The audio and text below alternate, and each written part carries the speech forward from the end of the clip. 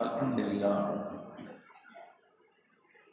wassalatu wassalamu ala rasulillah Muhammad wa billahi minash shaitanir rajim. Ittaqullaha haqqa tuqatih wa la tamutunna illa wa antum muslimun. கண்ணியத்துக்குரிய சகோதரர்களே, பெற்றோரும் பிள்ளைகளும் என்ற தொடரில் தொடர்ந்து பல்வேறு செய்திகளை நாம் கேட்டு வருகிறோம். பெற்றோர்கள் பிள்ளைகளுடைய விஷயங்களில்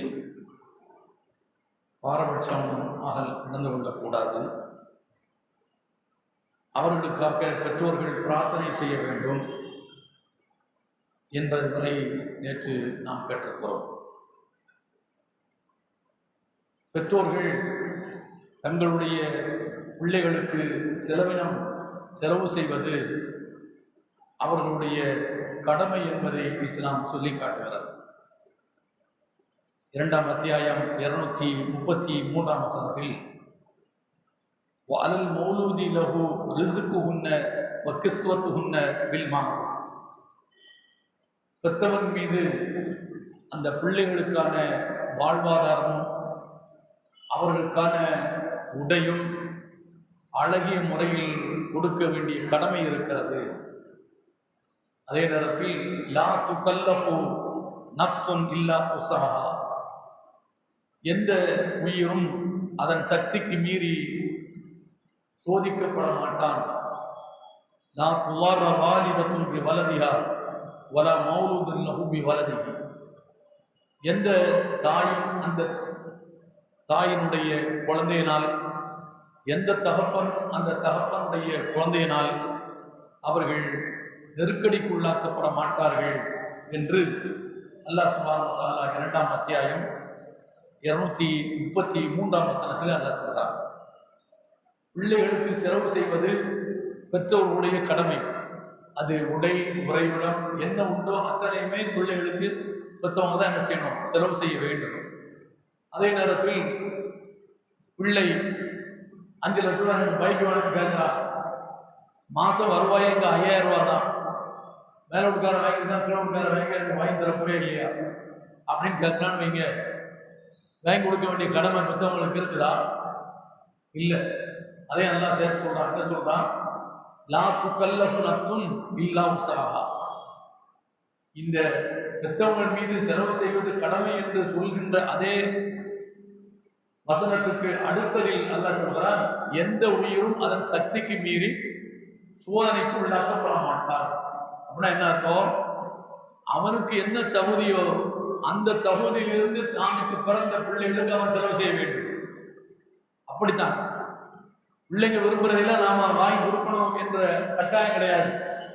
எது தேவை, அந்த தேவையை நிறைவேற்றுவதற்கான தகுதி நம்மிடத்தில் இருக்குதா?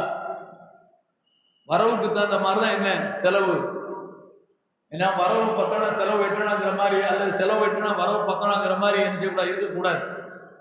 அல்லாஹ் சுப்ஹானஹு வ தஆலா தகுதியை பார்த்து செலவு செய்ய வேண்டிய கடமை இருக்கிறது. உனக்கு தகுதி இருக்கிறது, அந்த தகுதி இருக்கும்போது நான் செலவழிக்க மாட்டேன் என்று கருமித்தனம் காட்டக்கூடாது. பிள்ளைகளுக்கு செலவு செய்ய வேண்டிய கட்டாயம் பெற்றவர்களுக்கு இருக்கிறது. அதே நேரத்தில் இன்னொன்னையும் சேர்த்து சொல்றான், லா துவார வாலிதத்துன் பி வலதிஹா வலா மௌலூது லஹு பி வலதிஹி, இந்த குழந்தையினால் அந்த தாயோ இந்த குழந்தையினால் அந்த தகப்பனோ நெருக்கடிக்கும் உள்ளாக்கப்பட மாட்டான். என்ன இருக்கும்? கஷ்டப்பட்டு கடன்பட்டு எவந்தாலியாவது அடுத்து இந்த செலவை நம்ம செஞ்சுதான் ஆகணும் என்பது அந்த பெற்றவங்களுக்கும் பிள்ளைகளுக்கும் இல்லை. இன்றைக்கு இந்த அடிப்படையை மறந்ததனுடைய விளைவுதான் பல இடங்கள்ல பொருளாதாரங்கள் நாசமா போய் கொண்டிருக்கிறது. பார்க்கணும். சாதாரணமா ஒரு பெண்ணுக்கு நிச்சயம், ஒரு ஆணுக்கு நிச்சயம் என்று சொன்னால் கல்யாணத்துக்கு செலவழிக்கிற மாதிரி 4 லட்ச ரூபாய் 5 லட்ச ரூபாய் அனுப்பிச்சாங்க. தெரு நிறைய சேர் எடுத்து போட்டு என்ன ஆளுக்கு ஒரு கிட்டு, வித்ரா கிட்டு கொடுக்குற மாதிரி என்ன வர்றவங்களுக்குள்ள ஒரு கிட்டு கொடுத்து 4 லட்ச ரூபாய். எவ்வளவு செலவு? நிச்சயதார்த்தங்கிற பேர்ல 4 லட்ச ரூபாய் செலவு. அப்ப இப்படி சிரமப்பட்டு செய்ய வேண்டியது இல்லை. இந்த குழந்தையினால அந்த தாயோ தகப்பனோ நெருக்கடிக்கு உள்ளாக்கப்பட மாட்டார். இவ்வளவும் அல்லாஹ் சொன்னதுக்கு அப்புறம் நாமளே நம்ம தலையில மண்ணாரி போடாதுக்கு அல்லாஹ் பொறுப்பு. நாம அப்படி இருக்கக்கூடாது. அல்லாஹ் சுப்ஹானஹு வ தஆலா எதற்கு தந்திருக்கிறான், எதில் செலவழிக்க வேண்டுமோ அதில் கருவி தரக்கூடாது. அதில் நம்ம தாராளமாக என்ன அனுமதித்தவைகள் தாராளமாக நாம் செலவு செய்ய வேண்டும். ஆனால் அனுமதி இல்லாத விஷயத்தில் பிள்ளைகளுக்கு தான் என்ற அடிப்படையில நாம் விரயமாக பொருளாதாரத்தை செய்யக்கூடாது, விரைச்சிடக்கூடாது என்பதை அல்லாஹ் சுப்ஹானஹு வ தஆலா சொல்லி காட்டுகிறான். ஹைசமா என்கிற சஹாபி சொல்கிறார், குன்னா ஜுருசன் மா அப்துல்லா இப்னு அம்ர், நாங்கள் அப்துல்லா பின் அம்ர் அவர்களோடு அமர்ந்திருந்தோம். அப்போது இது ஜாஹு கஹரமான் லஹு, அவருக்குரிய ஒரு ட்ரெஷரர், பொருளாளர், அதாவது அந்த கசானாவுக்கான பொறுப்பாளர், அந்த பொருளாதாரத்துக்கான பொறுப்பாளர் அவர் என்ன செய்றார், வர்றார். தகல கால, அப்போ அவரிடத்துல அப்துல்லா பின் அம்ர் கேட்கிறார். அவர் தான் இந்த பொது நிதிக்கான பொறுப்பாளராக இருக்கிறார். அப்போ அவர் வந்த உடனே அவர்கிட்ட கேட்கிறாரு, அப்துல்லா பின் அம்ர் கேட்கிறார், ஆத்தைத்தர் ரக்கீக்க கூத்தகும், எப்பா நம்மிடத்துல இருக்கிற அடிமைகள் அவங்களுக்கான சாப்பாடு உணவு போக்குவரத்து எல்லாம் கொடுத்தியா அப்படி சொல்லி என்ன அதிகாரியாக இருக்கக்கூடிய அப்துல்லா பின் அம்ர் தன்னுடைய அந்த பொக்கிஷதாரத்தை என்ன செய்றாரு, ட்ரெஷரர்கிட்ட கேட்கிறார். கால அவர் சொன்னார், இல்லை நான் இன்னும் கொடுக்கல அப்படின்னு அவர் சொன்னார். கால அப்துல்லா பின் அம்ர் சொல்கிறார், ஃபந்தலிக் ஃபாதிஹிம், நீ போய் முதல்ல அவங்களுக்குரிய சாப்பாடை கொடு அப்படின்னு சொல்லி சொல்றாரு. இவர் ஏன் கொடுக்கல, அவங்க எல்லாம் அடிமை தானே, மெதுவாக பார்த்துக்கலாம். இது பொதுவாக மனிதனுடைய மனநிலை உள்ளது. நமக்கு வேலை இருந்தாலும் சரி, நம்ம எல்லாம் முடிச்சதுக்கப்புறம் என்ன நீ சாப்பிடு என்று சொல்கிற அந்த மனிதனுடைய மனநில இன்றைக்கே என்ன செய்து இருக்குது. ஆனால் நபிகள் நாயகம் ஸல்லல்லாஹு அலைஹி வஸல்லம் அவர்கள் காலத்தில் நம்மள மாதிரி தானே, அவங்களும் மனிதன் தானே, அவங்கள்ட்ட அதே மாதிரி என்ன ஒரு சூழல் என்ன இருந்துச்சு. அது அல்லாஹ்வுடைய தூதரிடத்தில் பாடம் என்ற அப்துல்லா பின் அம்ர் சஹாபி, அவர் ஆட்சி காலத்தில் அவருடைய நிர்வாகத்தின் கீழ் இது மாதிரி நிதியகத்திற்கு பொறுப்பாளராக இருந்தவரிடத்துல இவங்களுக்கெல்லாம் நீ கொடுத்தான்னு கேட்கும்போது, இல்லை நான் கொடுக்கலங்கும் போது முதல்ல போய் என்ன செய்ய அவங்களுக்குரியத சாப்பாடை முதல்ல கொடுத்துரு அப்படின்னு சொல்லி சொல்றார். சொன்ன உடனே நபிகள் நாயகம் ஸல்லல்லாஹு அலைஹி வஸல்லம் சொன்ன இந்த வார்த்தையை அவருக்கு நினைவூட்டுகிறார். நபி அவங்க என்ன சொன்னாங்கிறத அந்த பொக்கிஷதாரருக்கு நினைவூட்டுகிறார். நபி அவங்க என்ன சொன்னாங்க, கஃபாபில் மரி இஸ்மன் ஐயபிஸ அம்மை யம்லிகு கூத்தஹு, இது முஸ்லிமில் 1819 ஹதீஸா இடம்பெற்றிருக்கிறார். ஒரு மனிதன் அவன் குற்றவாளி என்பதற்கு மிகப்பெரிய சான்று என்னவென்று சொன்னால், எந்த மனிதனுடைய வாழ்வாதாரத்திற்கு உணவுக்கு பொறுப்பேற்றுக் கொள்கிறானோ அந்த மனிதனுக்கு உணவை கொடுக்காமல் எவன் தடுத்து வைத்திருக்கிறான் அவன் தான் குற்றவாளி அப்படின்னு சொல்றான். அப்ப இப்படி இருக்கும்போது என்னுடைய ஆட்சியின் கீழ் இருக்கிற நீ அவங்களுக்கெல்லாம் கொடுக்க வேண்டிய உணவு வாழ்வாதாரங்கள் கொடுக்காம நீ தடுத்து வச்சுட்டு இருந்தான்னு சொன்னா நீ பெரிய குற்றவாளி, முதல்ல போய் அதை போய் கொடுத்துரு அப்படின்னு சொல்லி அப்துல்லா பின் அம்ர் என்ன செய்றாங்க சொல்லி காட்டுறாங்க. அப்போ நம்முடைய பிள்ளைங்களுக்கு நாம் தான் என்ன கடமை, அவர்களுக்கு உணவு கொடுப்பதற்கு உடை கொடுப்பதற்கு நாம் தான் கடமை. அப்போ அவர்களுக்கு கொடுக்க வேண்டிய பொறுப்பும் கடமை நமக்கு இருக்கிறதுனால அதுல எந்த தாமதமும் கூடாது, உடனடியாக அவர்களுக்கு நாம் என்ன செய்யணும், கொடுக்கணும் என்பதை இந்த செய்தியின் வழியாக நமக்கு என்ன செய்றாங்க நபிகள் நாயகம் ஸல்லல்லாஹு அலைஹி வஸல்லம் என்ன செய்றாங்க அறிவுறுத்துறாங்க. அடுத்து இன்னொரு செய்தி, அப்துல்லா பின் அபி மஸ்ஊத் ரலியல்லாஹு தஆலா அவர்கள் அறிவிக்கிறார்கள், அனி நபி ஸல்லல்லாஹு அலைஹி வஸல்லம் قال இதா அன்ஃபக الرجل على اهله يحتسبها فهو له صدقه, ஒரு மனிதன் அவன் தன்னுடைய குடும்பத்திற்கு செலவு செய்வான் என்று சொன்னால் அதே நேரத்தில் செலவு செய்கிற போது يحتسبها அதற்கான நன்மை கிடைக்க வேண்டும் என்ற எதிர்பார்ப்போடு தன்னுடைய குடும்பத்திற்கு ஒருவன் செலவு செய்வான் என்று சொன்னால் فهو له صدقه, அது அவனுக்கு தர்மமாக அது எழுதப்படும் என்று நபிகள் நாயகம் ஸல்லல்லாஹு அலைஹி வஸல்லம் சொல்றாங்க. கடமை, என் பிள்ளைக்கு நான் கொடுப்பது கடமை, என் குடும்பத்தில் உள்ளவர்களுக்கு நான் கொடுப்பது கடமை, கடமையை தாண்டி மற்றவர்களுக்கு கொடுப்பதுதான் என்னது சதகா, உபரியான தர்மம். ஆனால் நபிகள் நாயகம் ஸல்லல்லாஹு அலைஹி வஸல்லம் சொல்றாங்க, யாருக்கு உணவளிக்க வேண்டிய பொறுப்பில் ஒருவன் இருக்கிறானோ அவன் அந்த குடும்பத்தாருக்கு உணவு கொடுப்பது அல்லாஹ்விடத்தில் நன்மை எதிர்பார்த்து அவன் உணவு உறைவிடம் மற்றவர்கள் கொடுப்பது என்பது கடமையை நிறைவேற்றியதோடு தர்மம் செய்த நன்மையும் அவனுக்கு என்ன உண்டு. அப்ப 2 கூலி அவனுக்கு இருக்குது. கடமையை நிறைவேற்றியது, தர்மம் கொடுத்தது என்ற கூலி அவனுக்கு இருக்குது. அவன் குடும்பத்திற்கு குழந்தைகளுக்கு செலவு செய்வது என்பது தர்மம் செய்ததற்கான நன்மையை பெற்று தரக்கூடியது என்பதையும் நபிகள் நாயகம் ஸல்லல்லாஹு அலைஹி வஸல்லம் என்ன செய்றாங்க, சொல்லி காட்டுறாங்க. அப்ப நாம பிள்ளைகளுக்கு நாம செலவு செய்வது என்பது நாம கட்டாயம், கடமை, அதே நேரத்தில் தர்மத்திற்கான ஒரு செயல் என்பதை இந்த செயலிலிருந்து நாம் புரிந்து கொள்கிறோம். ஆனால் அதே நேரத்தில் இப்போ வளர்ற பிள்ளைங்கள் விஷயத்துல நாம ரொம்ப கவனமா என்ன செய்யணும், இருக்கணும். பெற்றவங்க இதுக்கு முன்னால நம்ம வளர்த்த பெற்றோர்கள்லாம் என்ன ரொம்ப கவனமா என்ன செய்வாங்க, இருப்பாங்க. என்ன கையில காசு கிடைக்குதோ அதுல இருந்து என்ன செய்வாங்க, பிசிக்கு நசுக்கிதான் என்ன செய்வாங்க, செலவுக்கு தருவாங்க. 1 பைசா, அரை காலனான்னு சொல்லி என்ன செய்வாங்க, தருவாங்க. அதை வாங்குறதுக்கு படாத பாடுபடும். நான் அடி என்ன செய்யணும், வாங்கணும். இப்போ அப்படி இல்லை. இப்போ ஈஸியா என்ன செய்யறாங்க, இந்த பாக்கெட் மணின்னு சொல்லி கட்டிட்டு போயிடறான். கட்டிட்டு போய் அடுத்த நிமிஷம் என்ன செய்யறான், போய் பைக்கில் உட்காந்துடுறான், மேக்க முறுக்குறான் காத்த, அதுக்கப்புறம் கிழக்கு போய் குட்டி சாவுறான். இந்த மாதிரி என்ன இப்போ வளர்ற பிள்ளைங்க என்ன செய்யறாங்க, இருக்கிறாங்க. இதுக்கு எல்லாம் யாரு காரணம், நம்ம பிள்ளைங்களை வளர்க்கிறதுக்கு காரணம். நம்ம பிள்ளைங்களை நாம எப்படி வளர்ந்தோம் என்பதை ஒரு கணம் நீங்க திரும்பி பார்த்து நம்ம பிள்ளைங்களை எப்படி வளர்க்கணுங்கிறத நீங்க என்ன செய்யலாம், தாராளமாக நீங்க முடிவு செய்து கொள்ளலாம். இது ஆம்பளை பசங்க மட்டும் இல்ல, பொம்பளை பசங்களையும் தான் என்ன, பொம்பளை பிள்ளைங்களையும் தான் நம்ம இப்படி என்ன செய்யணும், வளர்க்கணும். இதுக்கு முன்னால இருந்த பொம்பளை பிள்ளைங்க மாதிரிலாம் இப்போ பொம்பளை பிள்ளைங்க இல்ல. ஆம்பளை பிள்ளைங்களை விட என்ன டபுள் பிள்ளைங்க என்ன, இவன் 8 அடினா அது 100 அடி பாயிற மாதிரியான சூழல்ல இப்போ பெண் குழந்தைகளை என்ன செய்து வளருதுங்க. அதனால எல்லா வகையிலுமே நம்முடைய லகான நாம என்ன செய்யக்கூடாது, விட்டுவிடக் கூடாது. ஏன், கேள்வி உங்களுக்கு தான். அல்ல யார் குடும்பத்திற்கு பொறுப்பாளனோ அந்த பொறுப்பாளனை நோக்கி அல்ல கேள்வி என்ன செய்வான், கேட்பான்.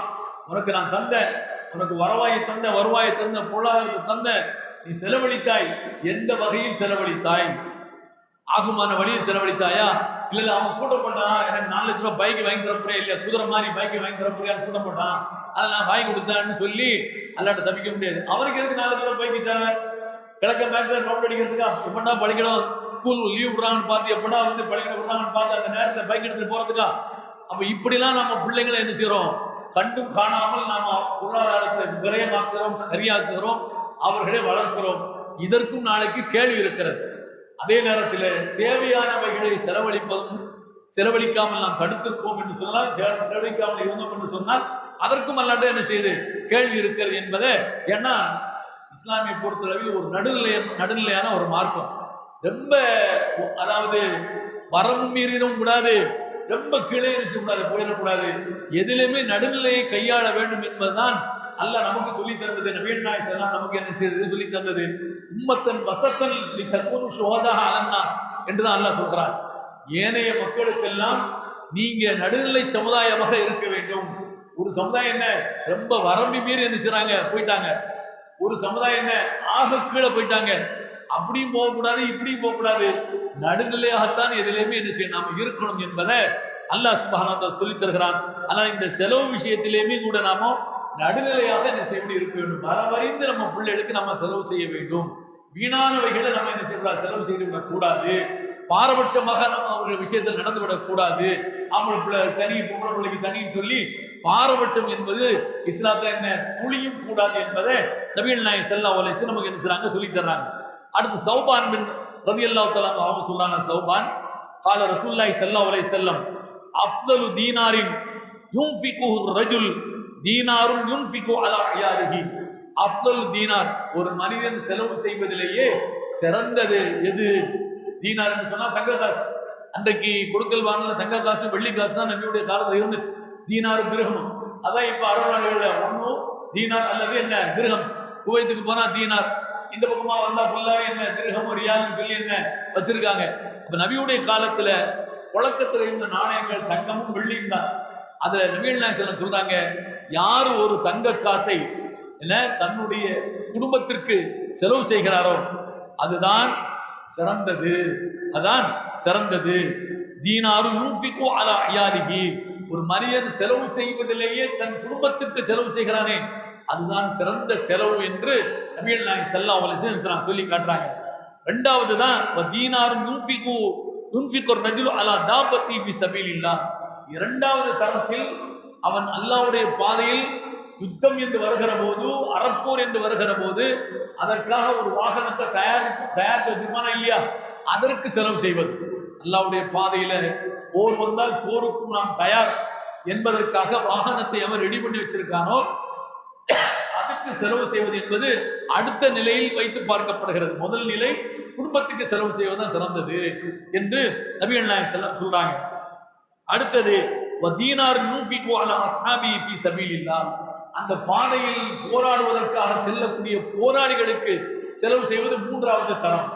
முதல் தரம் குடும்பத்துக்கு செலவு செய்வது, இரண்டாவது தரம் அந்த வாகனத்துக்கு செலவு செய்வது, மூன்றாவது தரம் அந்த போராளிகளுக்கு செலவு செய்வது என்று நபிகள் நாயகம் ஸல்லல்லாஹு அலைஹி வஸல்லம். என்ன போர் என்பது மிகப்பெரிய அந்தஸ்தை பெற்று தரக்கூடியது.